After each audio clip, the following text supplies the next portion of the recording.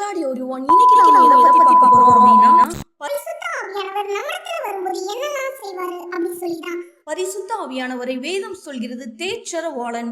யோவான் 16ஆம் அதிகாரம் 7ஆம் வசனம் சொல்கிறது தேச்சரவாளன்.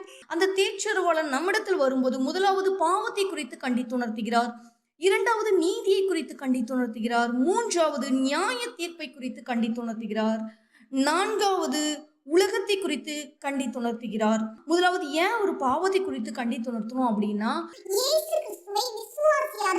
அதாவது இயேசு கிறிஸ்துவை விசுவாசிக்காததே ஒரு பாவம்தான். இயேசு கிறிஸ்துவை விசுவாசிக்க வேண்டும் அப்படிங்கிறதுக்காக அவர் கண்டித்துணர்த்துவார். இயேசு கிறிஸ்து இந்த உலகத்தில் இல்ல, பிதாவிடத்தில் போய்விட்டார். சோ அதனால அவர் நீதியை குறித்து கண்டித்துணர்த்துவார். மூன்றாவது ஏன் நியாய தீர்ப்பை குறித்து அவர் கண்டித்துணர்த்துவார் அப்படின்னா,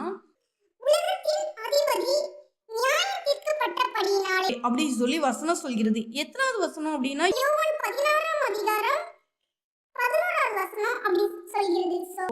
உலகத்தின் அதிபதி நியாயம் தீர்க்கப்பட்டதனால அவர் நியாய தீர்ப்பை குறித்து கண்டித்துணர்த்துகிறார்.